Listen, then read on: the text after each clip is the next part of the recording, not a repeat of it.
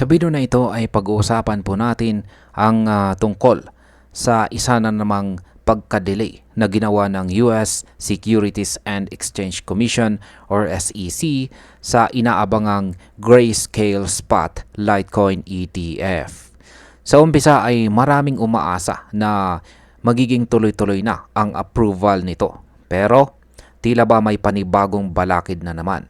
Si Litecoin na isa po sa mga pinakamatagal ng altcoin dito sa crypto market ay inaasahang makakakuha ng spot ETF katulad ni Bitcoin at ni Ethereum. Pero sa desisyon po ng US SEC na ipagpaliban na naman, ipagpaliban na naman ang kanilang pag-approve ay tila humina ang sigla ni Litecoin.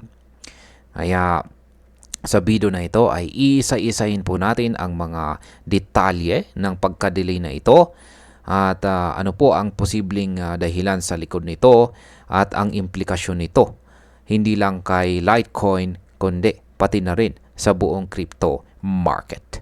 Pero bago po tayo magpatuloy ay pakibasa na lamang po muna ang disclaimer dito po sa ibaba ng ating screen.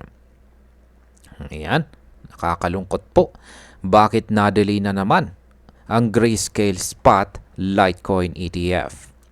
Ayon po sa pinakabagong dokumento na inilabas ng US SEC ay napagdesisyonan ng ahensya na palawigin pa ang kanilang oras sa pagdidesisyon tungkol sa Grayscale Litecoin ETF. Ang ibig sabihin nito ay hindi pa sila handa na magbigay ng final na sagot kung aaprubahan ba nila ang spot ETF para kay Litecoin o hindi. Ginamit ng SEC ang Section 19B2 ng Exchange Act bilang legal na basihan sa kanilang desisyon. Ang bahaging ito ng batas ay nagbibigay po ng kapangyarihan sa kanila para pahabain ang panahon ng deliberation. Or deliberation. Ano ba ang background ng application ng Grayscale para kay Litecoin? Nito pong buwan ng January ay nag-submit po ang kumpanya ng Grayscale ng application upang gawing spot ETF ang kanilang kasalukuyang Litecoin Trust. Ang target nila ay magkaroon po ng isang regulated financial product na sumusubaybay sa aktual na presyo ni Litecoin. Pero simula pa lamang ay tila hindi pa sigurado ang SEC kung papayagan nila ito. Naunas na silang nagbigay ng delay noong buwan po ng March at nasundan ulit ito ng isa pang delay noong May. Ngayon ay panibagong 60 days na extension ang ipinahayag ng SEC na nagpapaliban ng kanilang final decision hanggang October 10. Ano naman po ang epekto ng delay na ito kay Litecoin? Dahil sa balitang pagka-delay, agad na bumaba po ang presyo ni Litecoin ng halos 2%. Sa loob lamang ng ilang minuto, matapos lumabas ang announcement ng SEC, ay nawalan agad ng momentum itong si Litecoin. Ayon po sa CoinMarketCap, ang presyo po ni Litecoin ay bumaba sa $107.81. At kung titignan po ang performance nito sa nakarang linggo ay bumagsak siya ng halos 7.82%. Ngayon ay may pag-asa pa ba na maaprubahan ito sa buwan ng October?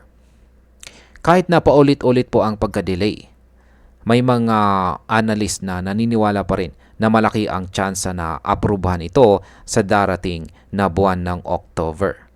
Ayon po kina Ginoong James Seyffart at saka Ginoong Eric Balcunas ng Bloomberg, nasa 90% daw ang posibilidad na makuha ni Litecoin ang approval sa huling quarter ng taong ito. Sila ang dalawa sa mga kilalang ETF analyst na matagal nang sumusubaybay sa mga desisyon ng SEC pagdating sa crypto ETF. Kaya kung sila mismo ay positibo, maaaring meron po silang nakikitang sinyales mula sa mga internal na galaw ng SEC. Paano naman ang ibang crypto ETF applications? Hindi lamang po si Litecoin ang may pending na application sa SEC. Maging si Solana, Dogecoin, XRP at iba pang smaller cap cryptocurrencies ay nagpapasa rin ng mga kahilingan para sa spot ETF. Ayon po ulit kay Ginoong Balcunas, ay may mahigit 72 crypto-related, 72 crypto-related ETF applications. Yan po, nakikita natin dito yung listahan, ang haba. Ayan. At sila po ay kasalukuyan naghihintay ng desisyon mula sa SEC. Kaya masasabi natin na talagang siksikan ang pila at matindi ang kompetisyon. Ibig sabihin nito ay hindi lamang po usapin ng pagiging next Bitcoin ETF, kundi labanan ito ng reputasyon, liquidity at saka market trust. Ngayon ay bakit ayaw pa rin magbigay ng desisyon ang SEC? Ang tanong po ngayon ay simple. Yan, ang tanong na ito ay simple pero mabigat. Ayon po sa dokumento ay nais raw ng SEC na magkaroon pa ng sapat na oras upang pag-aralan ang proposal ng grayscale at ang mga isyong nakapaloob dito.